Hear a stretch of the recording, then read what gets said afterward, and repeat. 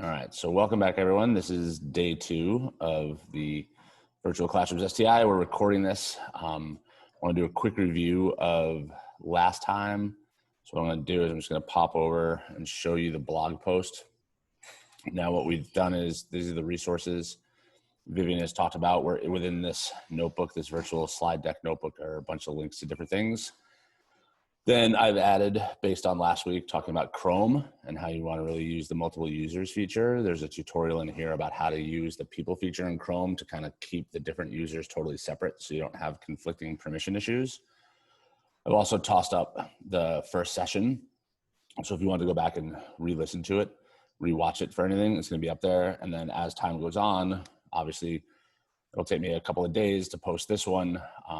We'll get that one up there, and then any additional resources. And we're making a folder, right? Everyone's had this STI 5472 folder, and we're going to kind of just put stuff in there and bounce around with it. And this folder, or if you focus on one particular item, that'll be what you share, but we'll talk about that next Monday at the last session, and we'll talk about how to turn in your assignment and stuff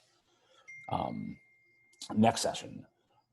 What we can do is, Vivian has talked about it, and they are super useful, but I will show you 2 websites, or, and I've used them before, and I use them a little bit differently from a sort of technical design standpoint than other people do. But things like Slides Mania, you basically can go through here and you can look for different slide templates that give you different layouts for different things. The notebook right there. And then you have different, this is the one that she used for the particular class that we're doing right now. And then there's different ones that have different icons and things in them. Same thing with Slides Carnival, same idea. Well, in the menu also, I'm sorry, Chris, just to, like if you go to the top of Slides Mania, like in the menu, you can see like their business templates, education templates, funds. So it's organized in a way that you can find what you need. Sorry, go ahead. Yeah, no, it's totally fine. And some of them are really cool, like the template for the filing cabinets and stuff. And what I like about Slides Carnival is that it's a little bit different. It's not education focused, so it's definitely just more about a design standpoint. But what's really helpful about these is, like, if I were to choose this template, it lets you download it. They're all free, and you can go through and it'll give you some explanations and some background and stuff like that. And then when you actually look through it, there's 29 slides, and you can use it as PowerPoint or Google Slides. And if you go to the end, it sort of shows you all of them do this to kind of show you variations of what each slide looks like. They give you, like, this is the hello slide, this is a transition headline, these different things. So they show you the different ways you would use these layouts to keep. Now, this is more for a standard presentation than it would be for like a virtual classroom situation, but they're sort of guiding you through sort of a good design sense about how to have like images separate from text and not have things overlap. What I really like about Slides Carnival, just from a simple design standpoint, is that at the end of all the slide decks in Slides Carnival, they give you all of the icons and all of the images and all the clip art or whatever that they used within it. So all of these are individual images that you then can use. So a lot of times I'll use something like Slides Carnival because I like sort of a color scheme or a layout, but I also like the icons and the images, and those are in there. And they're Creative Commons free to use, as long as you basically just give credit to the designer, and there's a instruction slide on how to do it. So that's what's helpful about Slides Carnival, is you have all of these graphics that oftentimes are really hard to find, especially when they look good, but all the Slides Carnival slides has those. The Slides Mania is a little bit more focused on different things, like Vivian was saying, where there's the education business, where they're kind of really drilling down and saying, like, all right, we're going to make one that's like super specific to teachers, or we're going to make one that's, visually like a classroom. Definitely play around with them. One thing that I always caution people about with these from the technical standpoint is just don't get overwhelmed by them, because you didn't design them. So there might be things in there that are a little bit tough to sort of sort out in your head about how they're built or how they're structured. And sometimes they can almost be too overwhelming, but they can definitely be useful, because you can go through and you see how the different images open and close. And if you look at this. Yeah, it's really important to play with things. Like, find something you like, open it up, make a copy, play with it, try it a different way. I mean, I know that takes time for sure, but once you do, like, I think you find there are lots of ways to, to apply.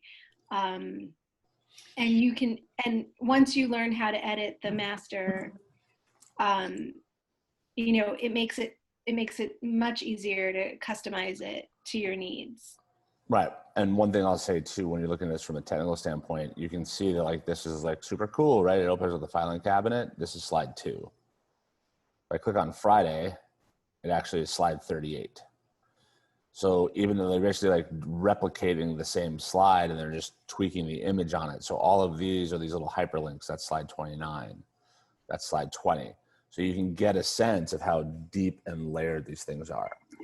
From my little OCD design standpoint, I like things that look like this because they're simple and they're clean and things are separate, right? And the eye isn't cluttered. One thing, and I had talked to Vivian about this and we left it, is like an hour slideshow for this. One of the things, and one of the reasons why I kept it was because I think it's a good example of how you have to be careful with some of these templates, is that this is a template with lines on it. But if you look closely, sometimes what you're writing doesn't match up with the lines on the image of the background.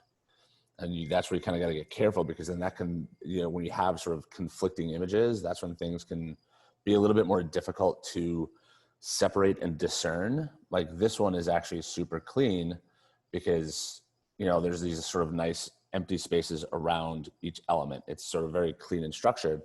And when you're doing something like this, where there's a lot of navigating in it, you want to be able to keep those things very clean and structured. And it can, because sometimes for, especially some kids, this can kind of become confusing if the words aren't exactly on the line, or if the line is cutting through the words. Like we as adults can oftentimes sort of overlook this. But for kids, you kind of want to make sure like things are super clean and neat and everything is very separate and like purposeful in how it's laid out. And it's important, sometimes you've got to kind of figure out what your own deal breaker is, right? Like, sometimes it's just so much easier to have a template than it is to kind of make everything yourself from scratch. And like for me, I didn't care about the line when I was making that, but Chris is 100% right. Like for young kids, that might have been an issue. Like, and I may have chose something different had I been working with younger kids. But that's something you've got to kind of, like I said, figure out like what your needs are and, kind of sometimes how much time you have to devote to it and what it is you're using it for. And that leads us a little bit into like these moving up adventures that we're going to talk about. And we'll loop back, and a lot of the things that we're talking about throughout this all relate, like master slides and links and things like that. So don't worry if you feel like we're kind of getting away from the classroom aspect. It's all from a technical side, the same stuff. These moving up activities were really great because they have the same idea and the same premise, but they were simple and they were clean. So the 5th grade teachers were able to fairly quickly, put these together. So there wasn't a whole ton of design that had to go into it, but it still was interesting and engaging for the kids. So you can play around with that, where some things you can go down the rabbit hole and make it super detailed, but you don't have to. You can also make these things kind of simple and clean, because simple isn't bad. Oftentimes it's really difficult to make something simple because you have to like sort of self-edit, and you have to really think about like, I thought these were great because it was like title, image, directions, done. Like, so for the kids in that whole like spring e-learning thing with all this kind of stuff coming at them, these were simple, clean ways to give them directions and have them be like, oh, funny picture, planting. Okay. And it still had like the button that went back home. Should we go through one, Chris, and kind of show people how it worked? Yeah. Do you want to go through yours? Sure. And what I'll do too is while you're getting that one ready, I'll just show one more thing, which is how you can kind of blend these. They're not just standalone options or items, but what they connected these to were this Padlet. So whether you use Padlet or Flipgrid, the kids then had to go somewhere else and do something. So it's not just a passive thing where the kids are just clicking around in these slideshows. You can link them to other things. You give them directions about how to basically turn in the project, or how to turn in the assignment, or how to engage with it. And in this case, they used a Padlet where the kids can then post their results, and then they can give feedback and comments and stuff like that. So you can mix and match and blend these with other platforms. So Vivian, do you want to share your screen and walk us through your build? Sure. Let me just find it here. Okay. I'll go to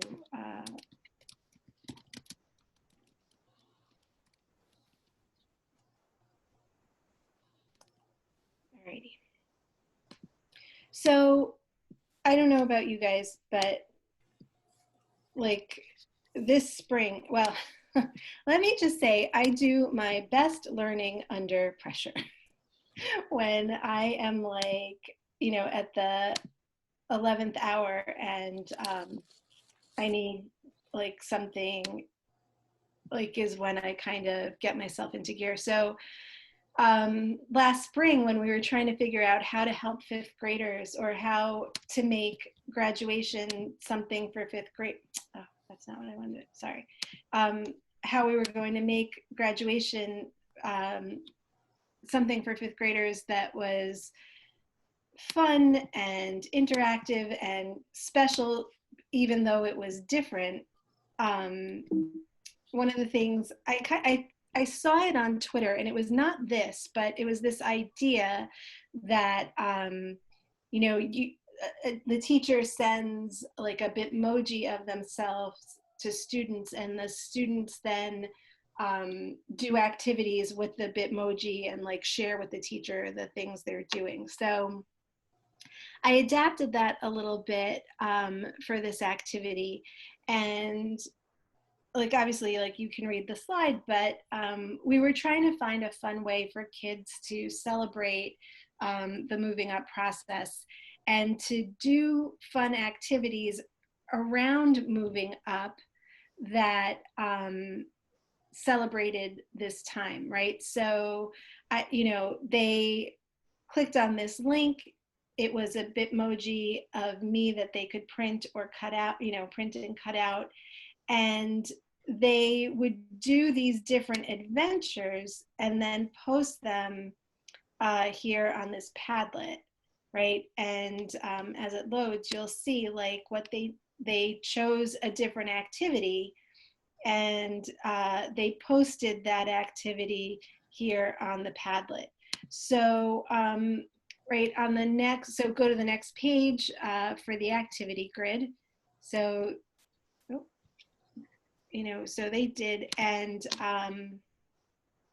they could click on any of these selections, right? So if they were interested in looking at the sidewalk chalk option, or writing a song or a poem, or making a video message, or a lot of them like to cook, so they could select graduation treats. So I'll click on that one, and the instruction was there on the you know, on the slide. So make a video of yourself making like your favorite, you know, treat, and it says, you know, remember to let my Bitmoji be your assistant in the video and post it to the Padlet. And I chose this one because there's a very funny video that a student made of the two of us, well, her and my Bitmoji making guacamole together.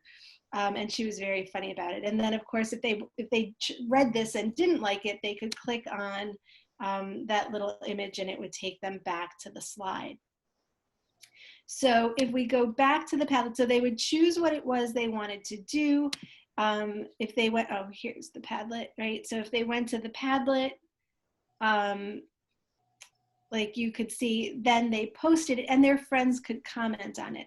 So I'm looking for Sasha's, oh, we're not downloading. All right. Let's try this. All right. So if I find Sasha's here, right,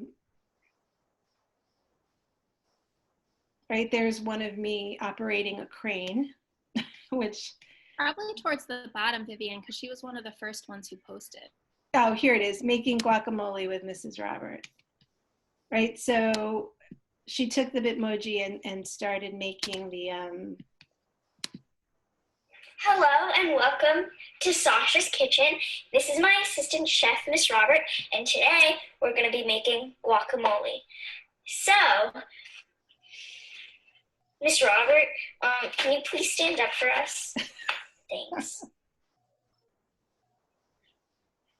She was very. Oh, and also she's like chillaxing, like with her sunglasses, and yeah. So we already like squeezed the avocados in. Miss Robert didn't want to do any of the work because she's chillaxing, so I had to do it. Can you stand up, please? Thank you. Okay. So I squeezed out all the avocados in here, and the pits have to go in the garbage. So now I'm gonna go take a spoon. I won't let it go much longer because like you guys definitely get the idea. Yeah. But like the kids got very creative with it. Are you okay? Stay there. Yeah. So she was a little irritated with me that I would not stay upright. But as you can see, like the kids chose different adventures. They posted it on the Padlet, and then like kids commented on them, right? Like, you know, their friends like wrote them little messages. The teachers got to write them messages, and it just became a fun way to celebrate moving up. So, you know, that like in a way, it just, you know, it, like Chris was saying, like it became interactive, it became engaging, it became a way to do something that we had to do differently, you know, and like I said, like it was kind of that pressure of having to come up with something that made it, well, like I said, that's where I did my best learning, so. And just to sort of jump on some of the questions that were in the chat, just kind of about replicating these things in the master slides and stuff, which is where when you're building these things, if you're having a lot of steps or if you're having a lot of replicating pieces or recurring pieces, like one of the ways, like that little bug in the bottom right hand corner of the moving up adventures, those were those little like back to the beginning things. And the way those work are, there's two ways to do them. There's sort of like the official and the unofficial way. So the unofficial way is if you have a slide deck, and this is, you know, mine that I was working with last time. And if I wanted to have, you know, my Bitmoji, right? I put him here. So this is my guy.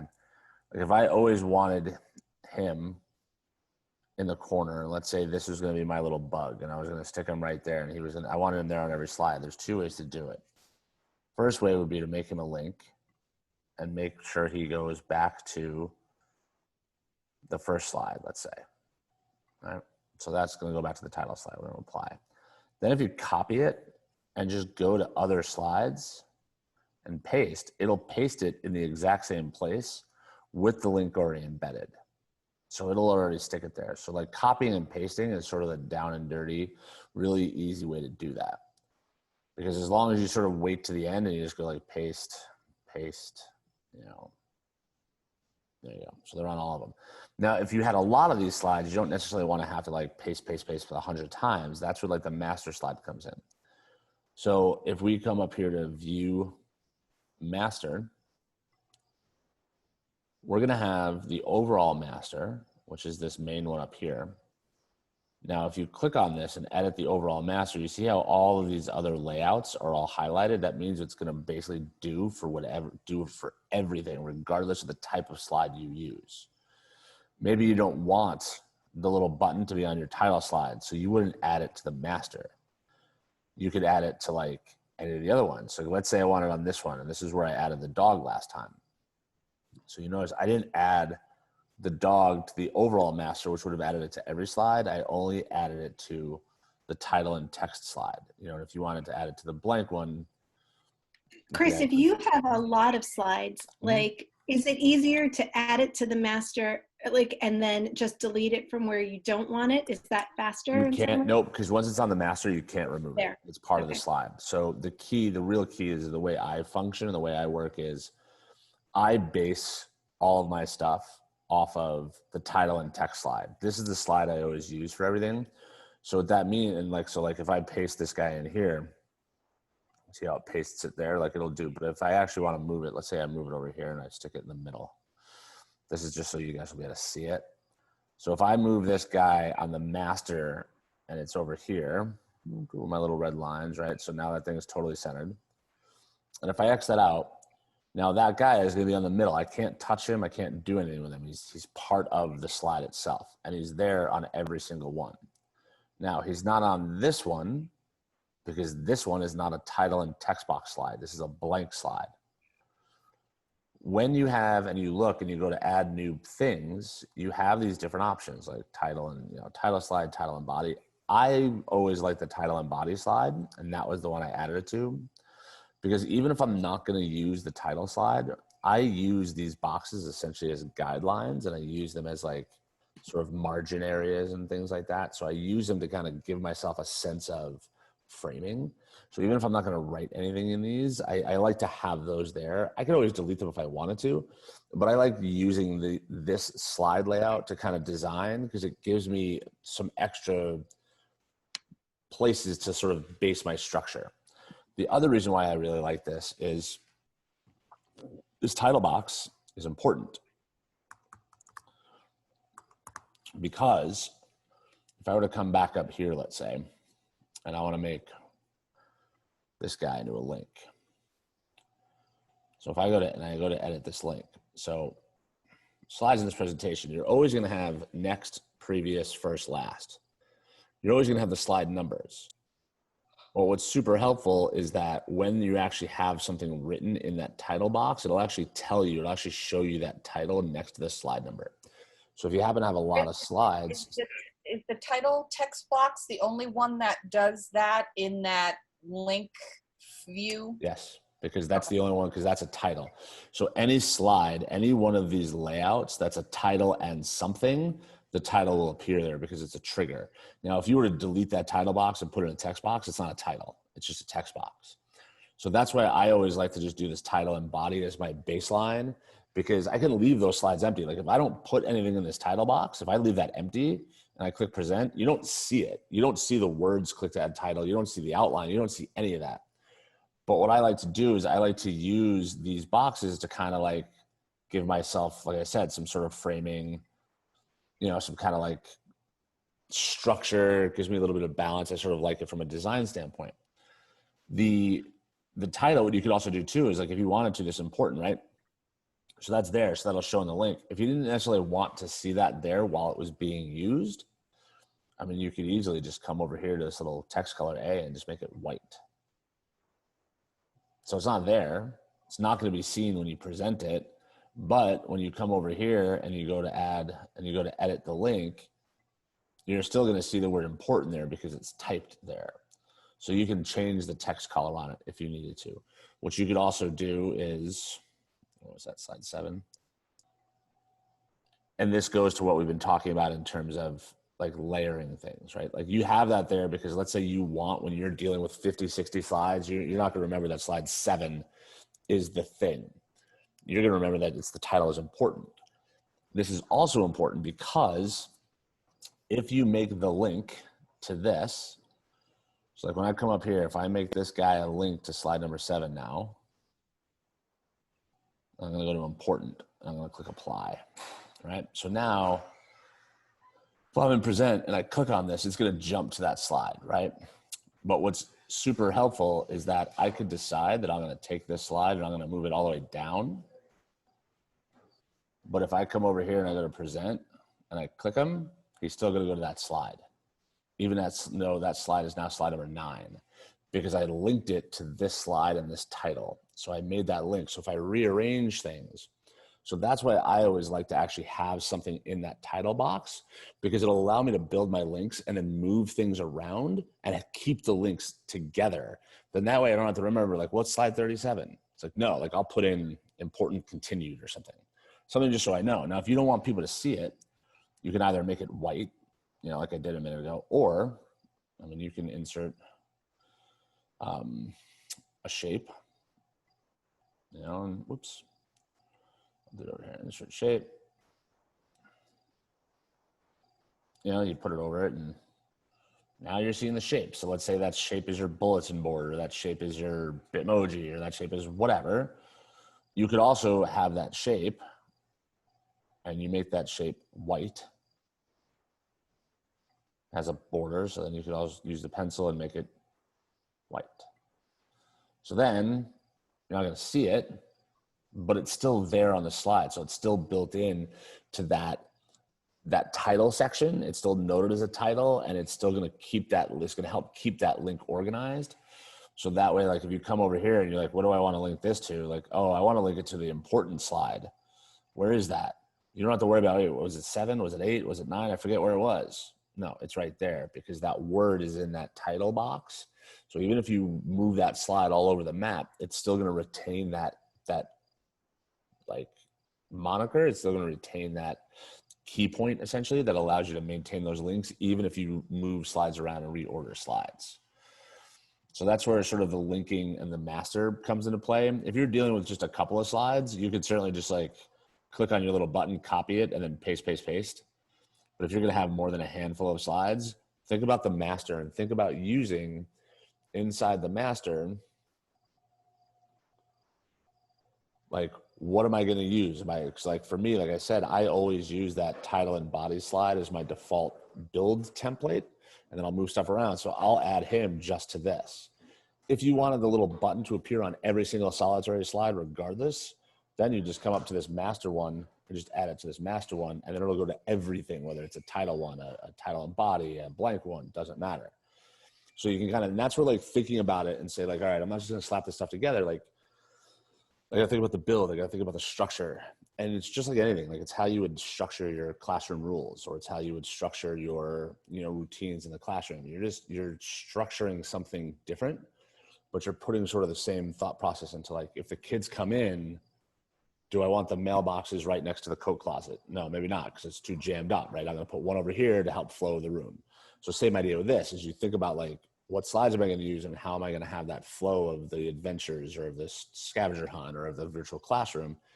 How am I going to have that flow, and how easy can I build that setup? So Chris, what you're saying is, and this is to answer some questions in the chat. So once you make edits to that slide, it automatically updates all the others, right? Instantly. Yeah. So, and if you paste, it'll paste the link as well. So if you want to change the link on different slides, you would have to do that manually. Right. So if you did the copy, paste, and then realize you need to change the link, you'd have to delete all the ones you pasted, go back to the first one, change it, then copy it, and then paste. Whereas if you use the master, the benefit about using the master is I can come in here and I could change this guy here, and I can change him from the first slide, and I could make this go to the important slide. And then right now on every single slide, so now if I come over here and if I just add a new blank one, my guy is right there, right in the middle. And if I go to present on this, and this is a brand new slide, it's going to click him and he's going to jump straight to the important slide, which you can't see because I put the white box over it. And this is where sort of the layering gets a little bit funky. This is the important slide, right? No, this is the important slide. So can I ask a question about, kind of the structure of the virtual classroom itself? So the first page is sort of the landing page, the portal, the classroom. So for Vivian and for, I don't know, maybe anybody else who's in the class who used something like this, how many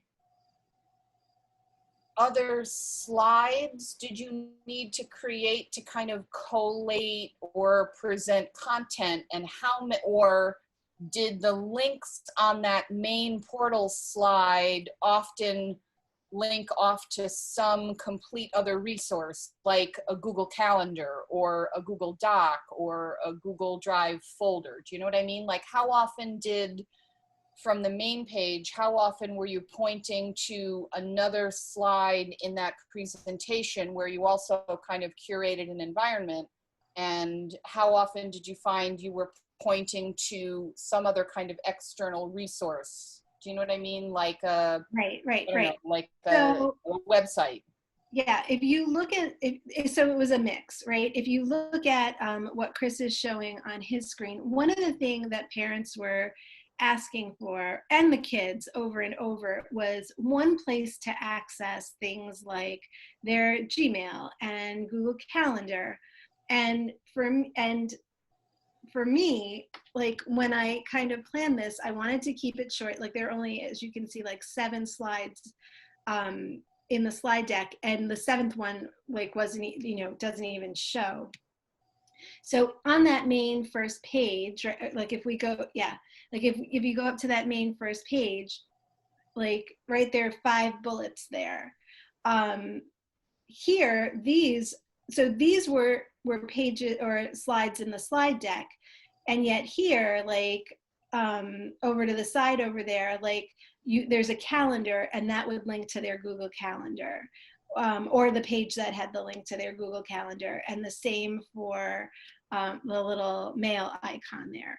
So these were all the things I heard over and over. Mrs. Robert, I can't, how do I get to my Gmail, or I couldn't find the Zoom invite because they weren't able to find their Google Calendar, or, whatever. Some of these, like if you go to Math Lesson Board, that is linked to slide number 3, right? Where the kids could then come to this slide, like bypass the classroom where I'm sitting in the room with the whiteboard. They could bypass that and just come and access the math lesson that they needed without dealing with the classroom where, I'm sitting and, they don't have to look at the assignment page. That, if they just want help with decimal lesson 1, they could go and access that. So that lesson board slide number 3 or whatever it was in the main slide deck, those are just little graphics that link to some other Google presentation somewhere else? Yes. They could link to whatever you wanted. They could link to a website, they could link to a platform. I mean, one thing to keep in mind too is that depending on grade level, this may be overkill depending on what you're doing, right? Like if you're in middle or high school and you're doing all Google, the easiest thing for them to do is just go to the 9 boxes and then all their stuff is there. So if you're dealing with kids that are students that are maybe wouldn't sort of be into this or would struggle with the simplicity of like the 9 boxes, that's where this stuff comes in handy. Like the elementary school, it's a great age for it because they like the cartoony aspects and stuff like that.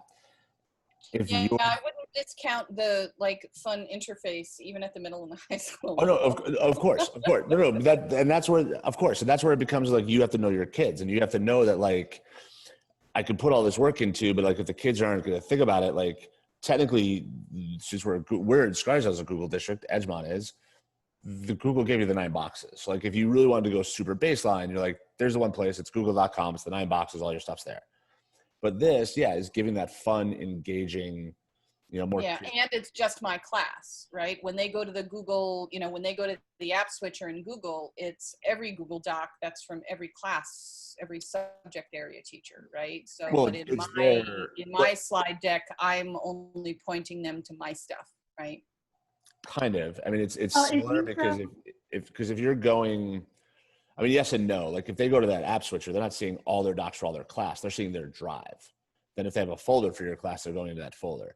Yeah, this just puts like a nifty little sort of like engaging skin kind of over top of that. But the premise is the same because. Right. Like if you go to slide number 2, you'll see like on the whiteboard, right, I linked to other classes, to their special classes, so that they could access their specials if they couldn't find, So where does that specials link go, for example? I think it's just the links to those specials teachers. It's a link to a doc with that. So now again, and then it's just a pointer. It's just a pointer. Right, because the elementary kids needed that. Right, and that's the thing is like depending on like, I mean, middle school, you guys have Schoology. So like some of these things you might not need to have in there. It could just be, depending on how it's set up, it might just be like this button might just be like the Schoology homepage or whatever it is, or like, you know, depending on how the rest of their stuff is working. Like our kids at the elementary level, I was just saying, our kids at the elementary level. Okay, Vivian? I'm sorry. I was just going to say, like, I really didn't have enough room to put like the direct link for every special teacher on that bulletin board. So like to make kind of the most of my space and my, you know, and what I was trying to do, like it was easier for me to put that link on a document and then have kids, you know, go from there. Sorry, Right. Chris. No, it's fine. I was just saying for us, you know, middle school has had email for a really long time. So you can email links and you can email stuff to kids. The elementary school email is still very new. Like we only started giving it to fifth graders like a year ago, and now we're giving it to third, fourth, and fifth because of this pandemic. So our kids are a little bit in tune to like having a Google Doc with a whole bunch of links. So like having that specialist link go to that doc sort of fits within they get that. Because before email, we would make, like if we wanted to have the kids do a Google form, teachers would take the form link, put it in a Google Doc and share the doc with kids. So that was just like how the workflow was for second graders, right? So it worked for us. So then this is where you would sort of take and figure out who your students are and how they would vibe with this and interact with this, but then also what platforms are you using? Because maybe you don't need to build a lot of this if everyone's super used to using Schoology for X, Y, or Z, or if there's you know what I mean? Like it could be simplified. Also too, like you said, like you're the one content area teacher. Elementary is a little bit different because they're trying to mix and match and kind of blend all these different subjects into that one place. Whereas like middle and high school, you're kind of like a subject, you know what I mean? Like so that's why you kind of like have to take all these different pieces and figure out what's going to work best for you and your students and how they're going to most efficiently interact with it. I'll stop sharing that for a second. There's a question about the master slide, Chris. Can the master be the second slide? So it goes the other direction. So I'll share this again and I'll show you. So it's not about the number of the slide. It's about the type of slide you're using. So you have title slide, section header, you have all these different things, right? You could put the title slide at slide number 37 of 50. It doesn't matter where it goes. When you're dealing with the master slide and you view the master, this is the master slide of all those templates. So meaning like like I said, I like the title and body one. So I always edit my title and body slide. So that way, whenever I use that title and body slide template, that the master tweaks appear there. If I wanted to make something appear on every single solitary slide, regardless of what template I used, I would edit this master up here, and then that would change it for everything. But it doesn't matter in a number order. The number order is irrelevant because you can put your slides wherever you want them. Like I can come over here to slide number 8 and decide that I'm going to insert a title and body slide. Like it doesn't have, like the title slide doesn't have to be slide number 1. When you're editing the master, you're editing the default options and looks of these different style templates or these different style layouts for that slide. Does that make sense? I don't know who asked that question, but hopefully that makes sense. Because yeah, that's what it's about. The master is about what these things do by default. Doesn't matter what order you put them in. All right, that did sort of answer the question.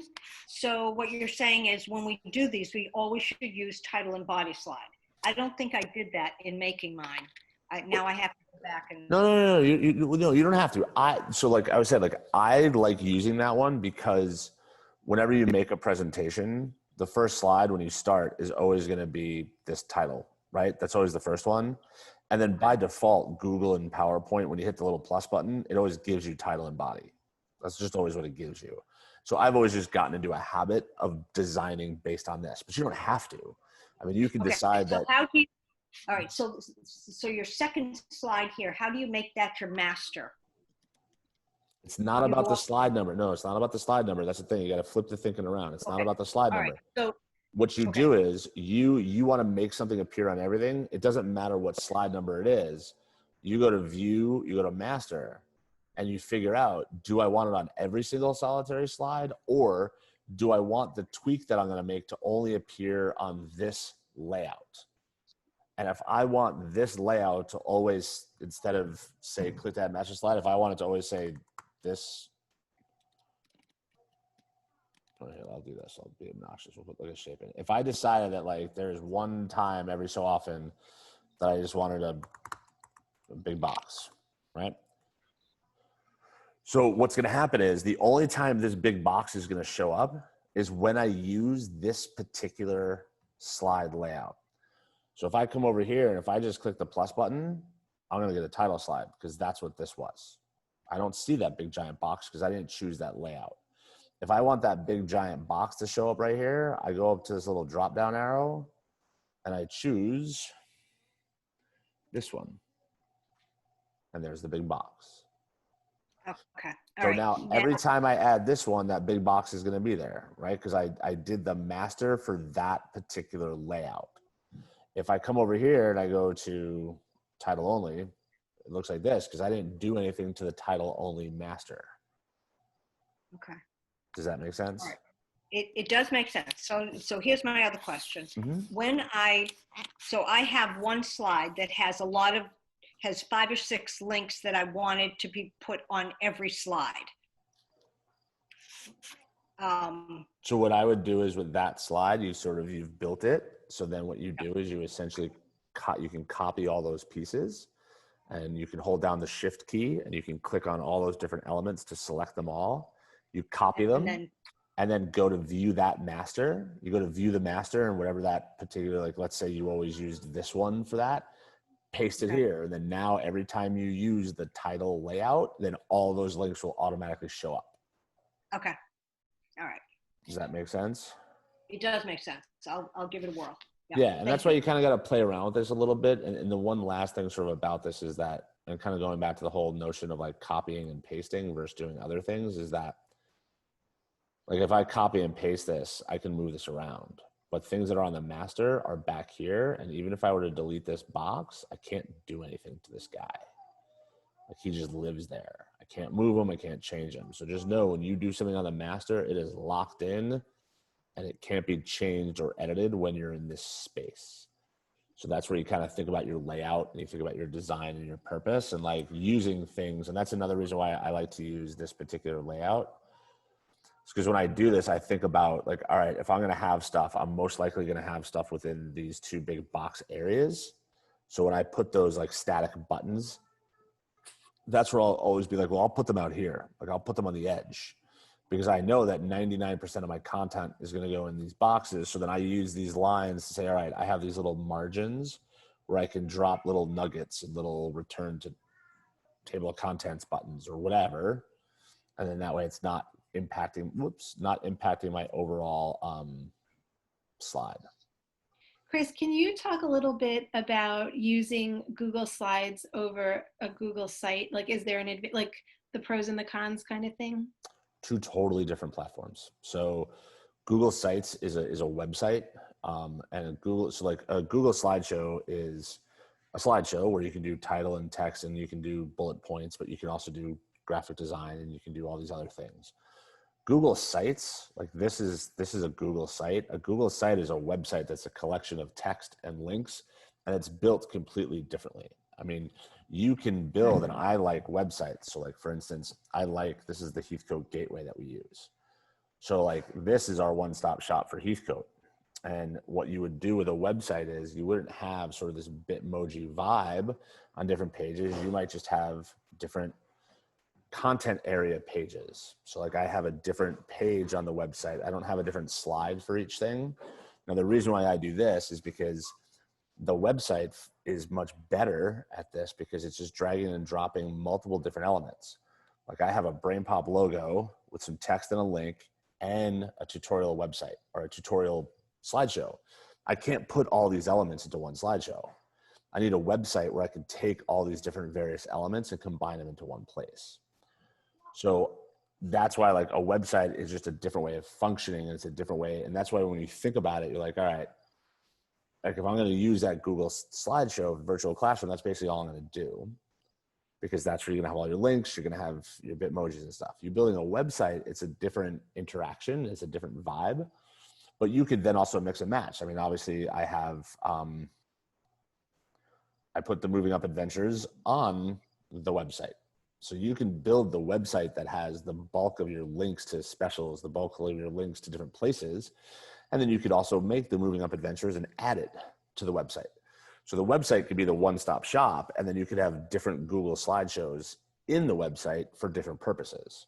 Much like I did here, where I literally have a Google site, and this was 5th grade, and it was, so like if you just went to the 5th grade page, it had, you know, all the different apps we use and all the how-tos and tutorials. But then I had sub-pages. So this is also different too, because with Google Slides, it's a very linear thing. It's slide 1, slide 7, slide whatever. Whereas Google Sites, you can have nested pages, like pages that live under other pages. So under 5th grade, we had Moving Up Adventures. And then this is where we took the Bitmoji Moving Up Adventures slideshows and put them in. So this is kind of like where you can kind of mix and match these things. Like what I advocate for, as a slight tangent, is I advocate for a Google site for every grade. I think every grade should have a Google site. And that Google site is the center point for the grade, where that would have like a couple of pages. It would have like curriculum map, each teacher's page, whatever. And then up here, where it would be like teachers, you would have each individual teacher, and then on their page would be their Bitmoji classroom. So then that way it's a personal space. What I've said too is think about it like in terms of like the grade level, or at Heathcote, we have these pods, these wings. So it's like the website is the wing, where it's sort of like the grade level entry point where you could list the specials and things like that. And then each teacher has their own page within that site where they could post their own custom classroom that represents themselves.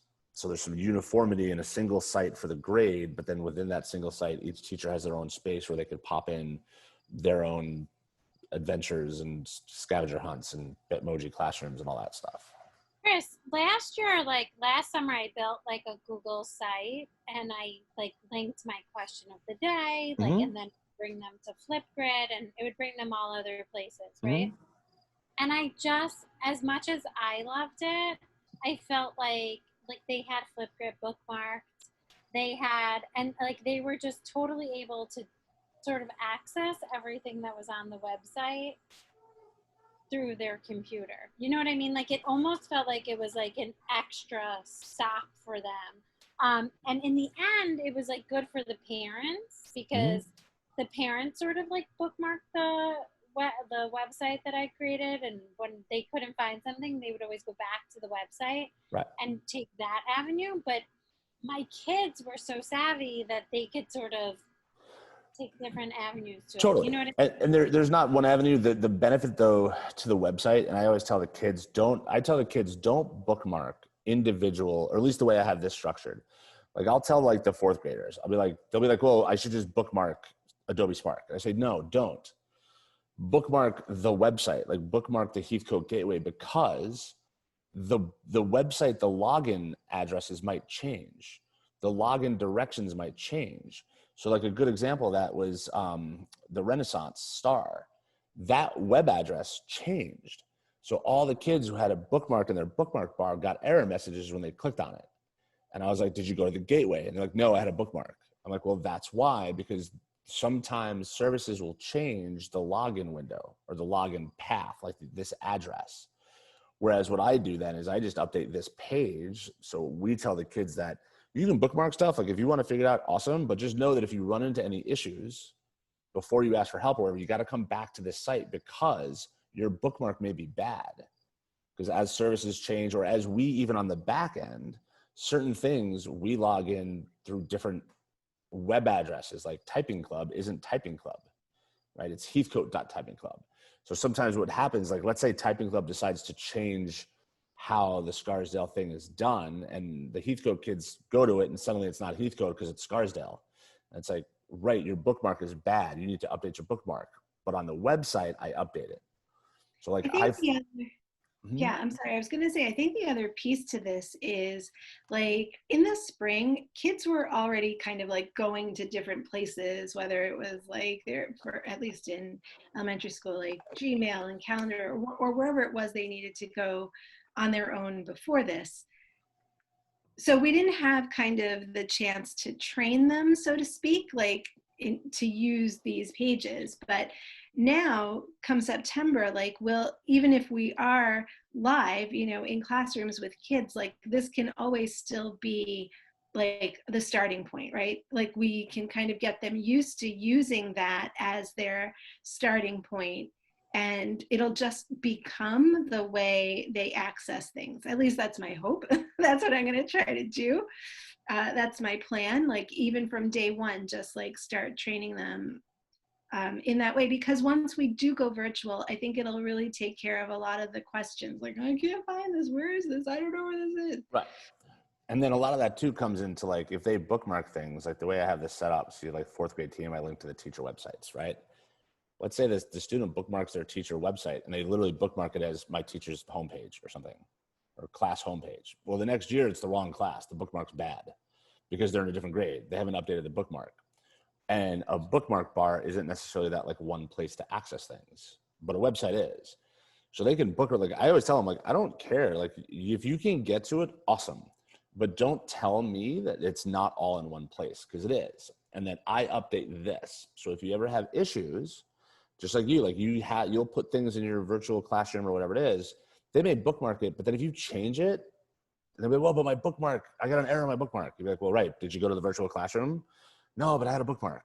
It's like, well, right. Like your bookmark is a finite thing. The bookmark is not a living item.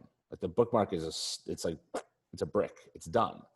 Whereas with something like the virtual classroom or a website, this is a living entity where you can update it.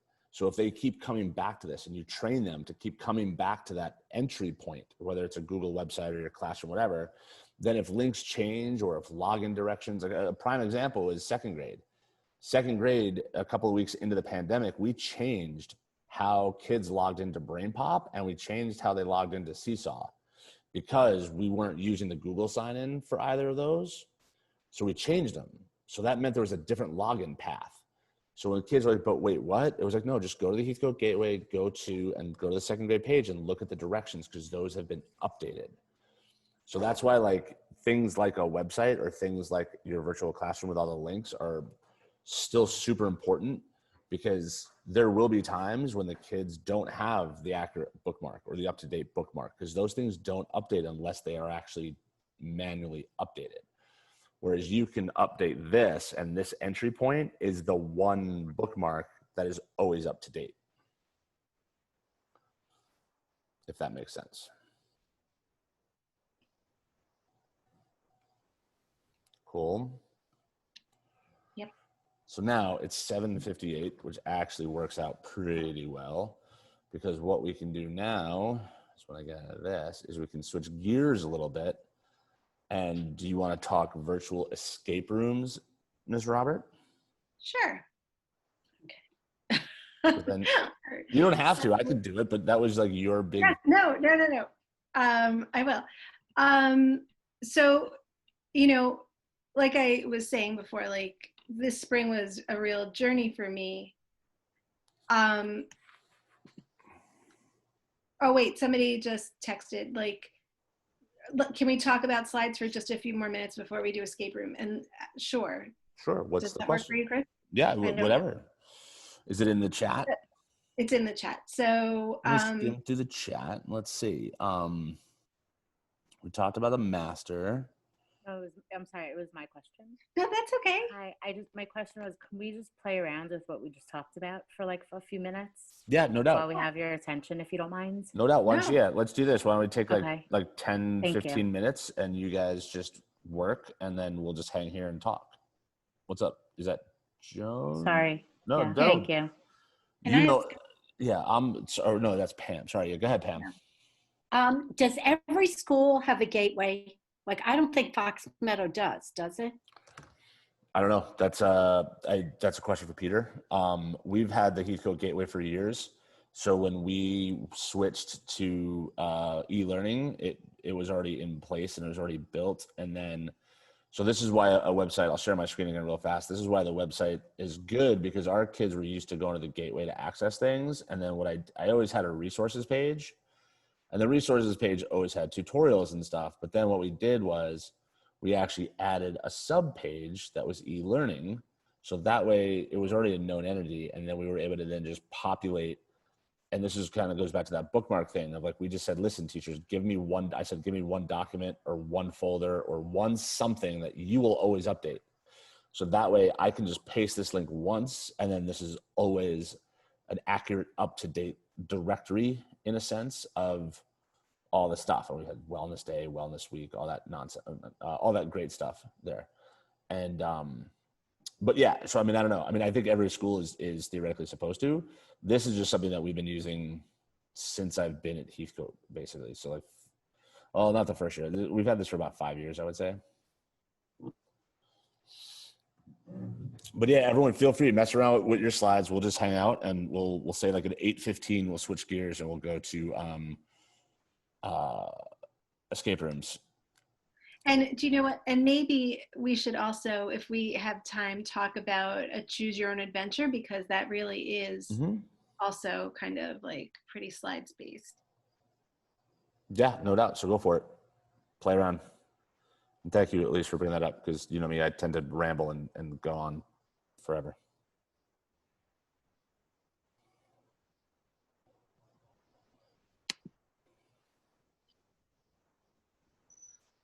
Chris, Yes. when I was like on Google Slides when I'm doing the link to slide, I multiple times when I start linking, right? Like link to slide 2, link to slide 3, link to slide 4, and then I add more slides. And when I go back to the slide, the hyperlink that's like link to slide 2, it now says like link to slide 23. So two things. That's because the slides have moved around, but that's also where that title text becomes so important, because that title text helps to lock it to that slide and not just an organizational number. It literally locks it to that content. Okay, so that's what I should do. Yeah, and if you don't want the title to be visible, you type it in there and then you highlight it and make the text color white, and then it's a hidden font essentially. But then it's in there, and the system recognizes it as being there. So when you do the links, it'll always show. Got it. All right, thanks. Somebody asked in the chat about the advantage to using slides as the landing page instead of a Google site. It depends. I think from a technical standpoint, sites is above slides, right? Because a site can do more things. A site can have a document and a slide. The site can have all these things. So if you're thinking about having a website, then the website would be the main landing page, and then your little virtual classrooms or virtual adventures would live within that site. If you're like, no, I'm just going to do one thing, then you just do a Google slideshow, but then you have that one Google slideshow.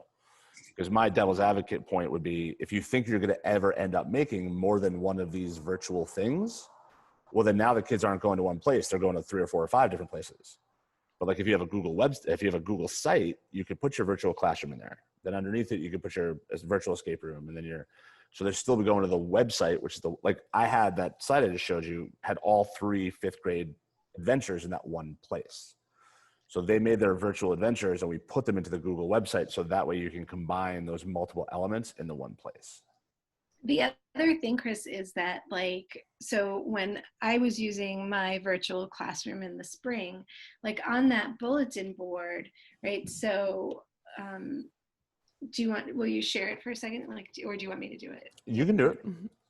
Right, I'm happy not driving. Yeah. All right, so if I just go here and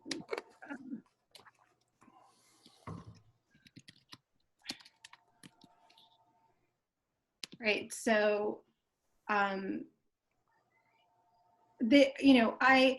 in a classroom, which might be different, in terms when I only had one section, so to speak, right? So different than middle school or high school where you're teaching different sections.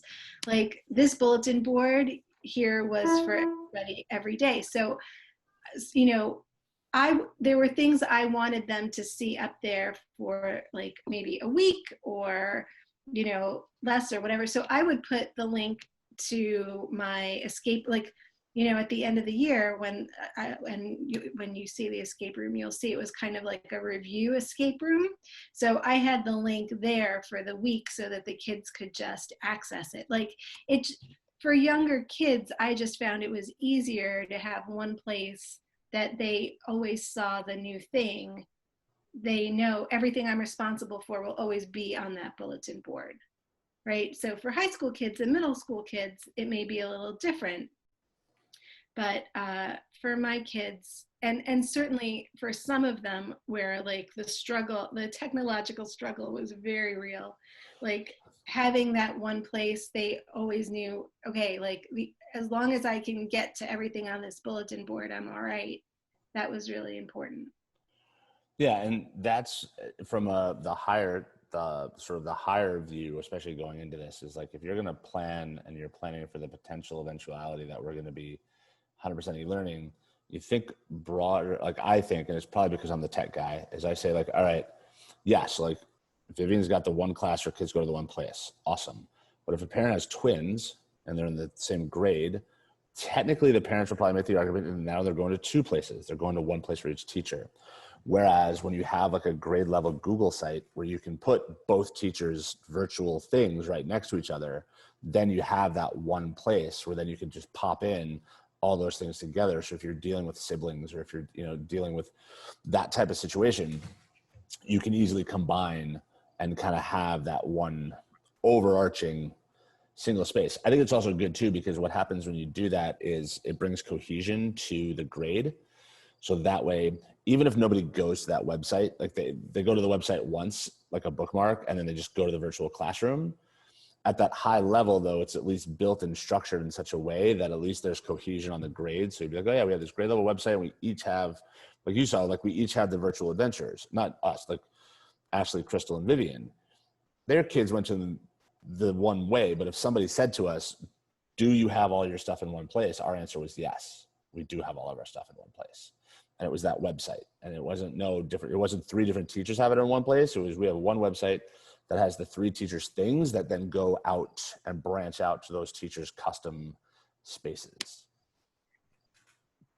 Now, if you're operating independently and you're not working with your grade, then you don't really need the website. Chris, I have just like a silly technical question. Can I share my screen just to show you something? Every question is silly. When it comes from me. True story. Go ahead. Okay, thank you. So I'm not sure why when I have this and I try to go to present, it does not look like it's full screen. So like when I go to present, it like cuts off. What did I do Yep. wrong? So what you did was, if you jump out of this, I'll show you. So you have gone beyond the border of the slide. Just because you see the thing visually, it doesn't mean it's actually there. If you look on the left-hand slide in the slide sorter, you can actually see on number one how you're cut off. Right? But it doesn't look like I'm cut, like, okay. It doesn't, which I'm saying. So this doesn't matter. What you're seeing here is irrelevant. You're seeing your entire palette. What is actually being presented is what's on the left. See how slide number one and the little slide sorter on the left? This? Yeah, look at it. See how it's cut off? Right. That's the view. What you're seeing is not the true view. What you're seeing is just your workspace. So when you look at the thing on the left, that's actually showing you what it will look like in present mode. Okay, because I feel like I didn't create my own space. I feel like I did use their guidelines, but I guess I didn't. You use it doesn't mean, because like you could stretch that stuff out, and if you stretch it past the bounds of the white slide, if you look closely, the slides are white on a gray background. And then if you go to the edge of the slide, you'll see a big like red line. And then once you go above or below or to the sides of that red line, that means you're off the side of the slide, and it won't actually, whatever you have on the outside is not visible. Now that could be helpful sometimes, because like there's no semicircle, there's no shape of a semicircle. So what you do with that is you put a circle in and then just drag it off the edge of the slide, and then suddenly now it's a semicircle. But always look at that left side, and that left side is essentially a miniaturized version of what it will look like in present mode. Got it. Make sense?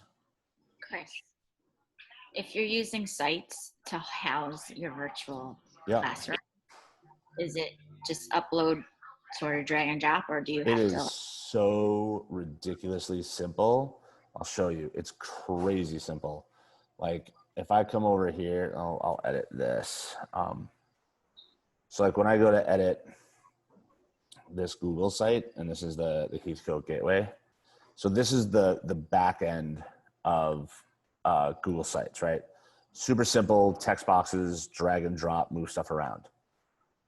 You could put in whatever you want, right? So, and you have pages, and you move these around like you would move documents in a folder, where I can literally like drag the page around to put it under a page, next to a page, whatever. I have this dev page that I use for practice. So this page, if I go to insert, I literally just come down here and I go to slides, and then it shows me all the slides files, just the slides files that I have in my drive, and go, I don't know, let's put this one in. Click it. There it is. That's it, end of story. And then you hit the publish button, and that's it. You want to make it smaller? Make it smaller. And it's that simple. And that's why Google Sites, if you think you're going to make a bunch of these different things, that's why having a Google site as an initial first one-stop shop, then you can put the various different things in here. You can have, and again, just like I had over here, like with the 5th grade, we didn't necessarily need to do this, but for when somebody said, like, what's the 5th grade doing? Are they all in the same place? It's like, yep. The 3 5th grade teachers just shared with me, and I just dropped them in, hit publish, and then boom. If nobody went to this, fine. But if a parent was like, do you have everything in one place? Our answer was yes, everything is in one place. And then this is the one grade, this is like the one school place with the grade place. And then each teacher had the ability to then have their own virtual classroom somewhere else, but we were able to then link them all right next to each other. And this is a good example of why you would use a site in conjunction with the virtual classroom slideshows. Because that's this way you could stick multiple ones right next to each other. And then that way they're not going to different files. They're all living right in this one spot. You mentioned publish. Did you mean like, do I have to hit publish to the web first? Or? Nope. On Google site, there's this in the top right-hand corner, there's a little publish button. Essentially the way a Google site works is it's not like a doc where it's an instant edit. Like you can edit it instantly and it saves it instantly, but it doesn't make it live and visible on the actual website itself until you hit that little blue publish button, and then it'll basically upload the changes. It'll update the changes.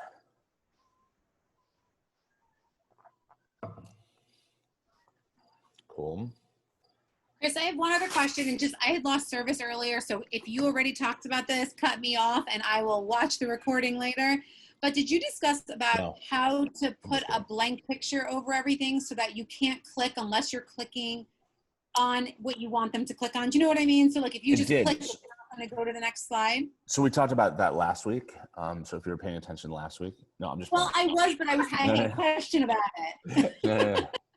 I wanted to make sure it wasn't already up. No. So it's fine. All right. No, I'm just messing around. So basically what Deborah's talking about here, and I'll come to this, and actually let me get rid of, I'm gonna go to my master and I'm gonna delete this guy just because now he's starting to annoy me. I'm just gonna delete those. So now they're not on my slides. All right. So what Deborah's talking about is if I do come over here and I'm gonna take this original guy.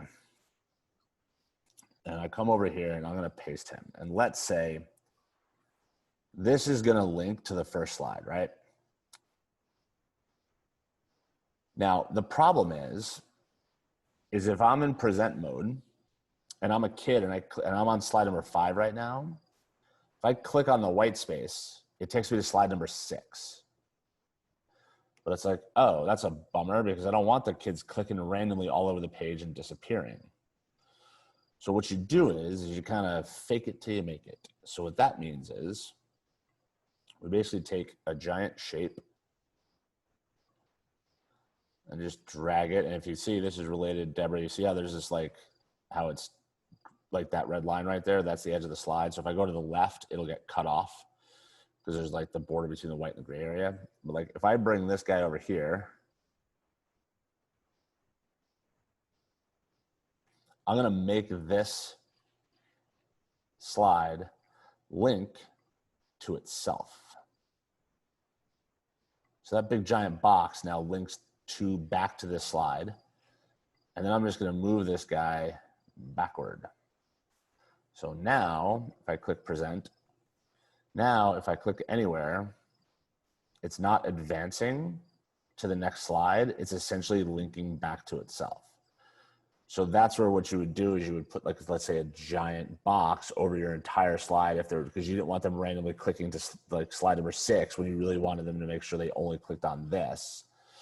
You put the giant shape over, have the shape link to itself, essentially. Like if you're on slide 5, the shape links to slide 5.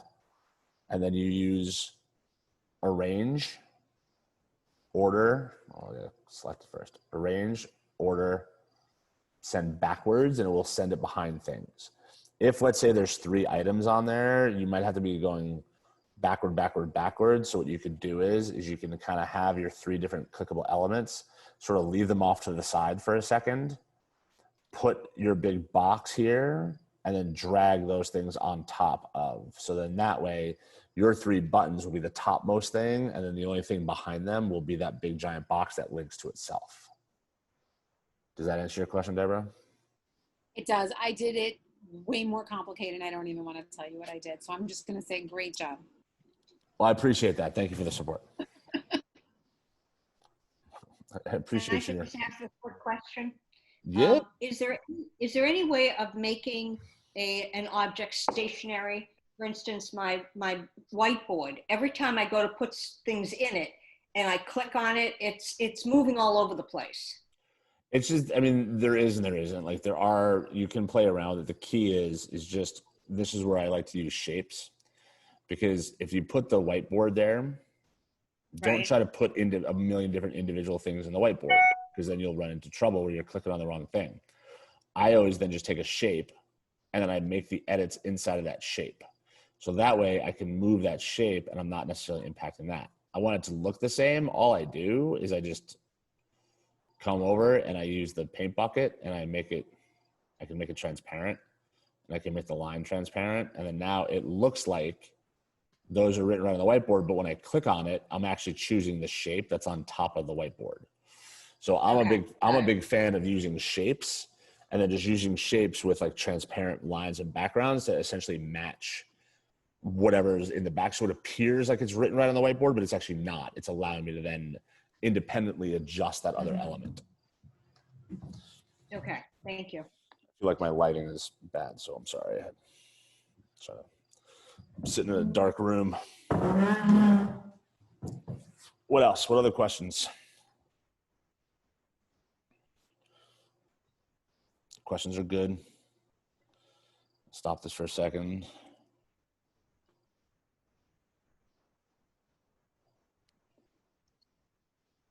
So Jody asked about when you share the slide deck with students. So this is important. You're not sharing the slide deck with students. You're not sharing these with anybody. You're publishing these, because you don't want people to be looking at the back end of it. And you don't want people to potentially, they're not going to work. Because if you shared it with a student or a group of kids, they would then have to not only open it up, but they didn't have to go into present mode in order to do it. So the easiest thing to do is you go to File, Publish to the Web. Now, if you put this into a Google site, it does it automatically. You don't have to worry about it. Then you just take this link, just copy this link. Because then what that does is when you give that link to somebody and you paste it, they're not going to see the actual slide deck on the left. They're not going to see File, Edit, View. They're just going to see the thing in present mode. So you don't want to share it with students. You want to do File, Publish to the Web, and then send that link to students. Or just put it into a Google site and then it's automatically published in that present mode. So like over here, like if you're looking at this, like when I put these in, it's automatically in the present mode because I put it in the Google site. So that's a good question. Thank you, Jody. Yep.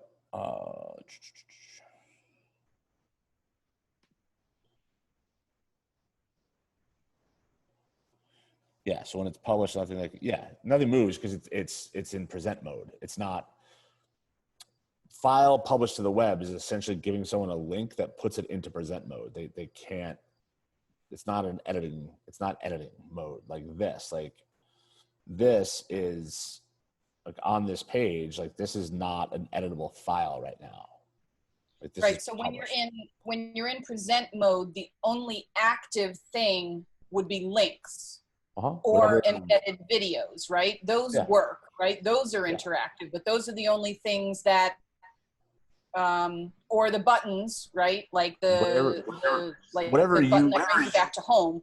The buttons that are links or the links that are links or embedded videos, those are the only things that work or interact when you touch them when you're in present mode, correct?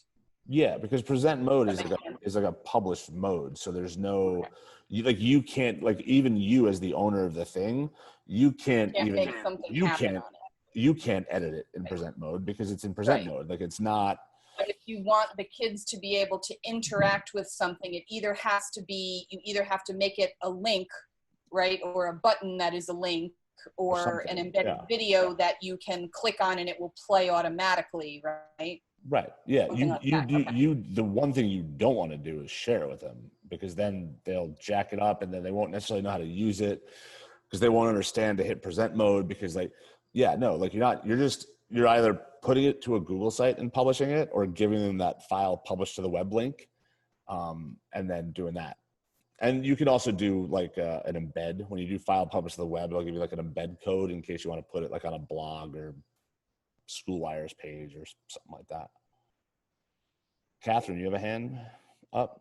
Am I seeing that right? Yeah, I just, it's like a nudgy question, but is there any way to increase, the Bitmojis don't have very good, pixels. They're pixelated. They're not high resolution. Is there any way to increase the resolution on the Bitmojis? No, that's why I don't like Bitmoji. That's why I make my own. Yeah. But that's me, and I'm a curmudgeon. I like Bitmoji. I want to use them. I just don't want to be pixelated. You just have to look around, Catherine. That's what I found. Like, sometimes it's like the one you find for that slide or whatever might not be your first choice one, but it's bigger or it's better or it's easier. It's like, it's better than the Mr. Potato Head that Chris puts together. Different shapes. He's awesome. And he's layered. not. No, we're so much cooler. My Bitmoji is so much cooler than I am. I really. You're pretty cool. Not that cool. Nicole, I tried really hard to make it look like me, and in the end, I look at it and I think, I don't think that looks at all like me. I tried. Nicola, what's up? Yeah, so I'm going to be publishing my virtual classroom on Google Classroom, and I'm actually going to I'm not going to have one that I keep changing. I'm going to have one for every one of my units. So I want to publish it, obviously, so it's in present mode, but when I went to publish it to the web, it says auto advanced slides, and they don't give you an option to not auto advance. It just says like every second or every minute or whatever. How do I get rid of that? So you can't it won't actually auto advance unless you have the button that says like, what's it say? It's, here, I'll share my screen real quick. So I'll show you. So like when you go to publish, like you have this, right? And every 3 seconds, it doesn't matter. It's not going to auto advance unless they hit the play button. Right. Oh. So, and as long as you don't click start automatically, then that timing won't start. That timing only starts when they click the little tiny play button in the bottom left-hand corner. Okay. So what I do for this is I would change it to like every minute, and then don't click it. And then that way, then when you publish it, even if they click the play button, it would take a minute for anything to happen. Because then when you're looking at it like this, the only way these would auto advance is if I came down here and I clicked the play button.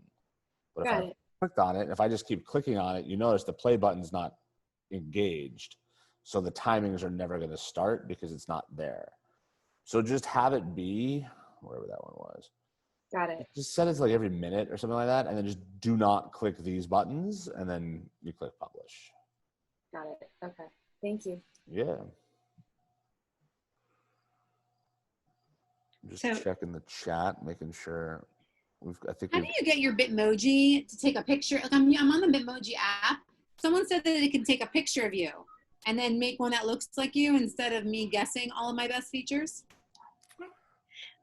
Apparently, potato head is a best feature of everybody, according to I Mr. should not direct the question to you then. So did anyone else get their Bitmoji, like the app to take a picture? I Do you guys know what I'm talking about? I did do that, but I only did it the one time where it offered it to me. But I went back to try to do it again, and I couldn't figure out how. But originally, it did take a picture of you and present you with a Bitmoji. It was frightening, but yeah, it did. I love your Bitmoji, Kathy. I think it looks so cool. Thank you. Okay, so no one knows how to do that. I do not, because you know my feelings on the Bitmoji. I'm a curmudgeon. I don't know what to tell you. But mind you, I have a Bitmoji, so I'm sort of like a, hypocritical curmudgeon. You do, but he's a little bit cross-eyed. I just looked it up. If you're using the Bitmoji app, it says only for first-time users. So if looks like if you missed that opportunity. So if you have another email address and you want to recreate another Bitmoji with your other email address, maybe that's an option. But that won't work because you won't then be able to easily import it into. You'd have to always have the two Google accounts going and be copying and pasting the Bitmoji from one to the other. Yeah. It does say this feature is only available for first-time users. Yeah. I'll just choose my own best features. They're all your best features. Thank you. All right, so should we move on? Yes.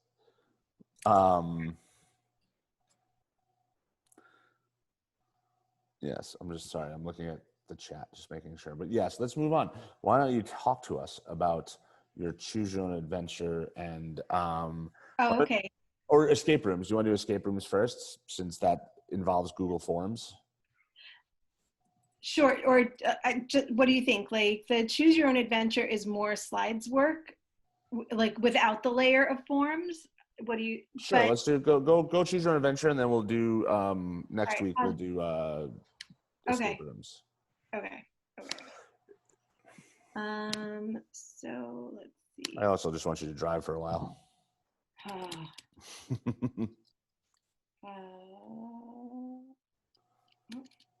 Yeah. Now, again, like a lot of what we're showing you, whether it's the virtual classroom, the moving up adventures, the choose your own adventure, all these things, it's still using the same like techniques. It's just like how you're using them and sort of how you're structuring these. But that's what a lot of this the really comes down to is you play around with the technical stuff during this class, but then you think about like, how am I going to structure these things? How am I going to organize and like lay these things out? So kind of the next logical step, like in terms of using slides, at least for me, was, so like if you're on Twitter or you're on Facebook and like you're in these like teacher rooms and, you're seeing all these tweets, like there's so much that can be done. And especially if we're doing a lot of teaching virtually, kids love, I remember like the choose your own adventure books and like, wanting to read them and try each different adventure. And so, this format, of course, is perfect for that because like you can have this story or teach this and have kids make different choices to learn different things. And I put together this very kind of, it's like very super brief, just an example of a choose your own adventure that you can put together. So, I made I tried to do like my Rhode Island summer adventure. So, of course, so it's my next page after my cover, my title is, it's another beautiful morning here in Rhode Island. I wake to the sound of waves crashing on the beach. Time to make a plan for my day. Should I take my breakfast down to the beach and watch the sunrise, or should I be productive and go for a jog, right? So here are the two choices, right? And kids can pick. So breakfast. I lay my blanket down on the sand and unpack my breakfast. I spy a bottle sticking up out of the sand. At first I ignore it. The sun rises and it draws my eye. I think I see a slip of paper in the bottle. Could it be a message? Like, so then I pick up the bottle, or I can ignore it and head home. So let's pick up the bottle. Oh, see, I didn't even link it. Hold on. I was in a little bit of a rush. So let's ignore it and head home. As I make my way back to the house, I come across a cave entrance I never noticed before. How strange. I wonder where it leads. Is it safe to explore? I really should head back. The others are waiting for me, but this is so intriguing, right? So I can search the cave or I can head home.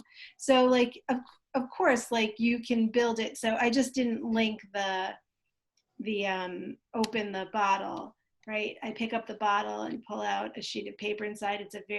It's very old and stained. It looks like a map of Rhode Island. I look closely and find a green X directly over Charlestown, where we live. So weird. I turn the map over and find a handwritten note, right? The treasures of my ancestors lie buried on the shores of Charlestown. Only the bravest and most cunning of seekers will ever lay their hands on my gold. General Joseph R. Stanton, right? So like if I wanted to teach some history of Rhode Island, like I could, do it in that way. So there are lots of ways to choose your own adventure, and it's a super easy thing to do, obviously, once you know how to use slides and do the linking. There's hundreds of things you could do. So that, I thought we should start there just quickly so that people could see how to do that. But we can also move on to escape rooms unless you think there's a lot more to unpack there. I leave that to the group. All right. So I don't know, like, do people have questions about that or want to look at that So did your links link to like an assignment, or was it just? They can. Like, I was not kidding. Like I made this in 5 minutes because I just wanted to have something to kind of show, like, this is not something I used last year. I had signed up for a webinar on it. And then we had all these emergency restart meetings.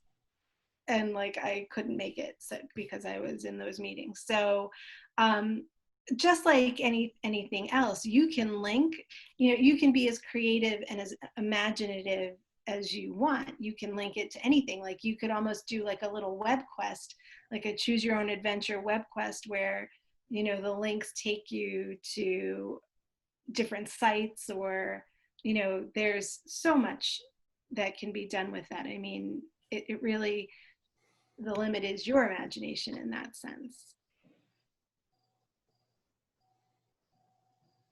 I was trying to think about how to build student choice into my activities. And this seems like a great sort of interface, like a friendly, fun interface to be able to do that, right? To allow students to choose kind of the path that they want to follow on the content that I'm providing.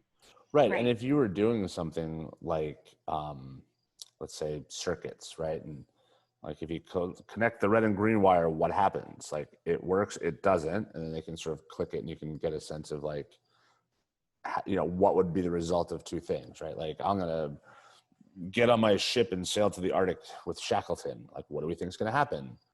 Or what do I need? I need 1 boat, 3 boats, whatever it is. And then you can sort of have that so then for the kids to then try to figure out by looking at it, like what is or seems to be the logical next step. And then when they go to the wrong one or the bad one or the, the end one, then that can then just link back to, like you have a button there that links back to like whatever point in the story or whatever point in the process or in the steps that they would have gotten messed up on, and let them then try it again with the different choices and the different paths to choose from. Yeah, for 4th grade teachers, it's a lot like that Jamestown game, that online Jamestown game, Carrie, if you remember, I don't know, that we had kids play, like where they choose, Pam, maybe you remember too, like, like where they choose where to build their settlement.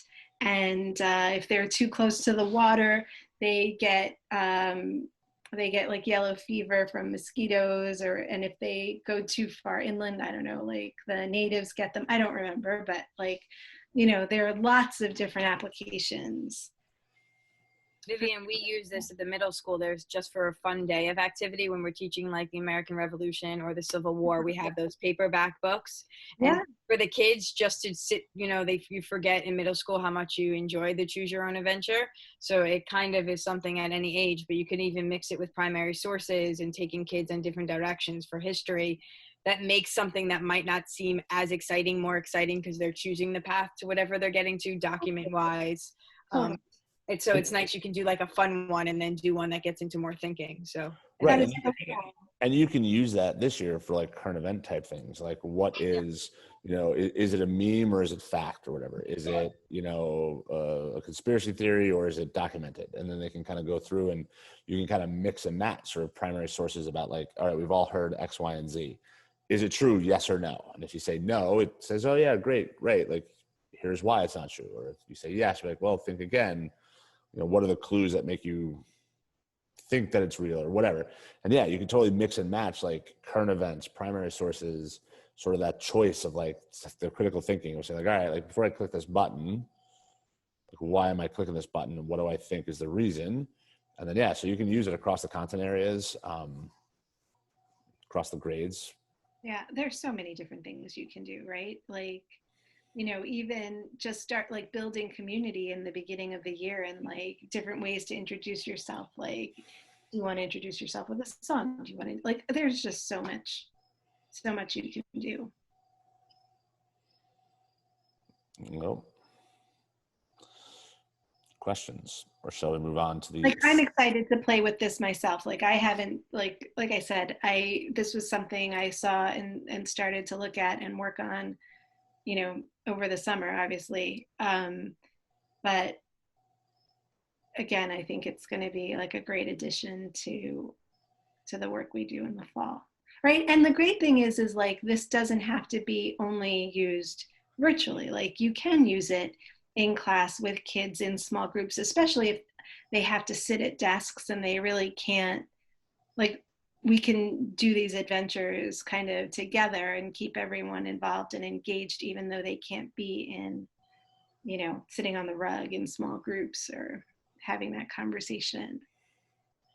There's someone who suggested in our last meeting to become a Facebook member of Teaching with Neons, and I don't know who that was, but they, whoever suggested it, I became one. And one of the things that a woman shared yesterday was all these virtual classrooms that have leveled books, but historical fiction and everything else, and you can choose your own adventures within it. And she sets it up and shares all of her pages with anybody. So, but it's definitely more geared to elementary school. She gave me about 30 different links to books that are by levels, as well as by content. So talking about empathy or diversity. So if anyone wants it, it definitely is more of an elementary thing. Just shoot me an email and I'll forward you her email, because the links are share with anyone who has the link. I'm more than happy, because it came out of this group, for someone who wants to see her Bitmoji classrooms at our library. That's awesome, Marcy. Thanks. And you can with those types of things too, you know, the A, B day, AM, PM, whatever this hybrid thing is when it settles out. If the kids are, you know, you train the kids a little bit, not just on the technical aspect or not just on the content area, a little bit of the technical. And you could do something like, even though you're teaching somewhat of the same lesson, both AM and PM, is like they can like create choose your own adventures for the other cohort, you know, so you can kind of get them involved in creating some of these, like, what questions should we ask? You know, what should the choices be?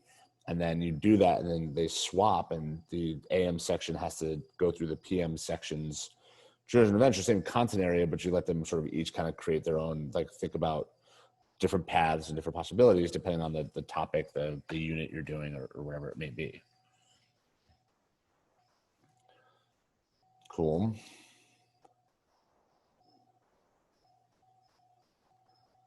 All right, let's go escape rooms. All righty. So let me go back here. All right. Okay. So, all right, everybody can see this, right? Okay. So,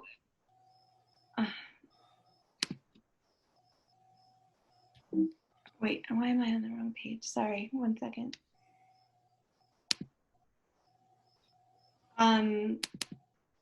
so one day I got this email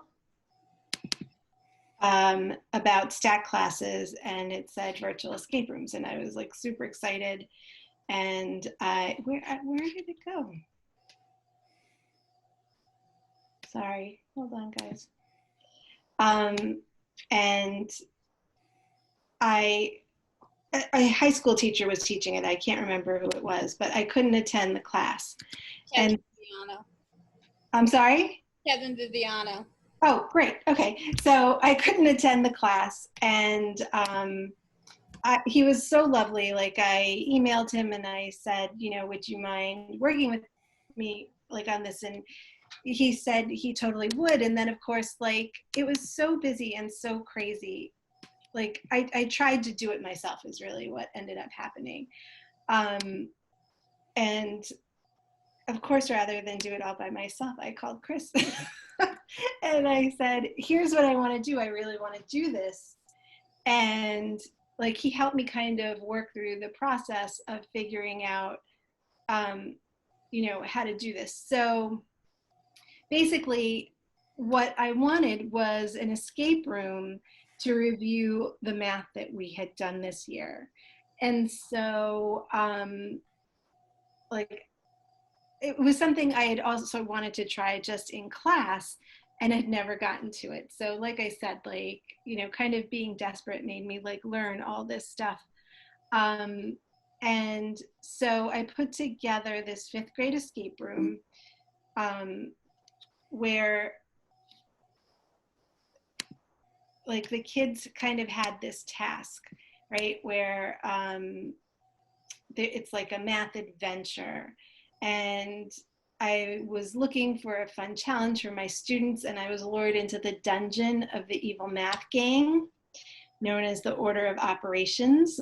And this group vowed never to release me unless my class, could complete the puzzle tasks hidden in the dungeon. The dungeon entrance offered them clues and tips, be prepared to, right? So like, to make it fun and engaging and to have them,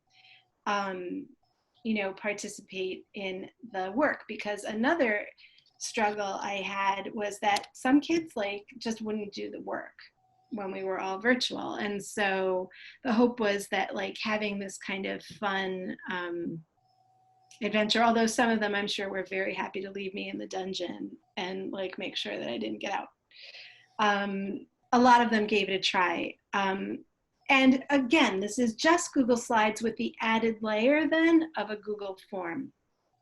So planning it was super important. Like I did a lot of kind of sketching and planning and storyboarding on paper. And then from there, I moved it onto slides. So like, I had my cover slide and then like kind of the backstory for them. And then this page that led them to, what it was they had to do. So ask the skull to guide you if you dare.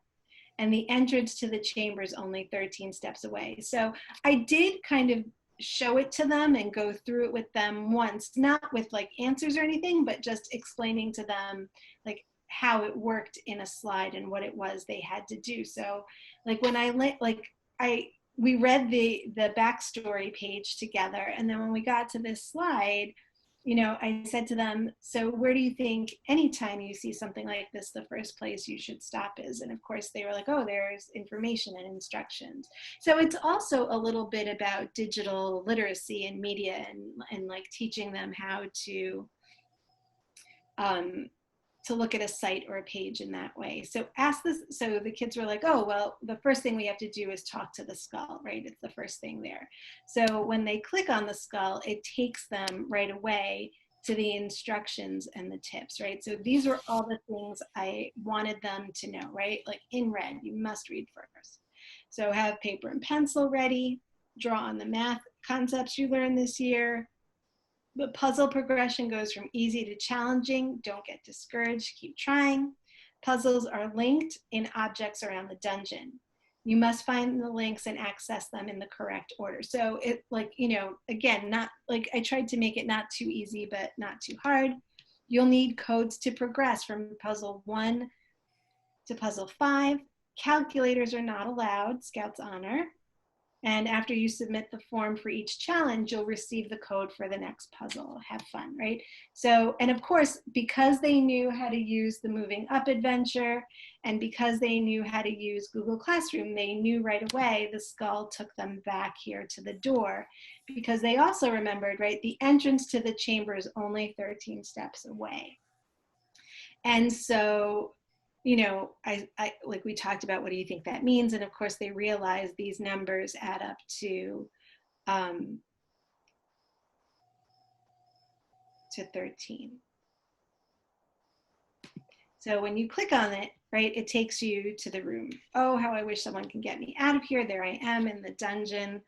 And all this is, right, is like, just like the classroom, it's a slide with linked objects in it. I don't remember which the first one was. Maybe, was it this one? Oh, that's puzzle number 5. So they couldn't start puzzle number 5 because they needed the code from puzzle 4.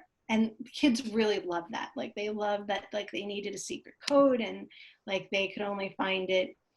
Is this the first one? I don't even remember. Oh, yep, there it is, right? So try these math problems from different units throughout 5th grade, right? And this is Google Forms. So all I did was link a Google form to that object.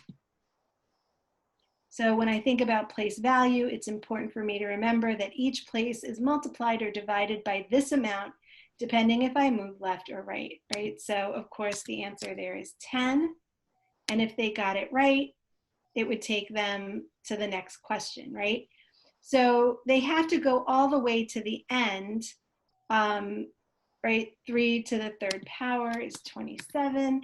But like, let's say I answered it incorrectly and I answered 21, right? It wouldn't let them go on. So they'd have to like keep working until they got the right answer, right? And an important thing to do, or a smart thing to do, is to keep a, one of the things I kept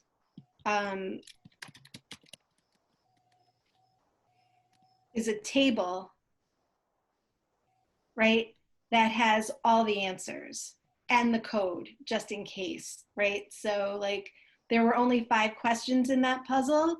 So the answers are 650 and 360, right? So 6, 50, oops, 50, and 360.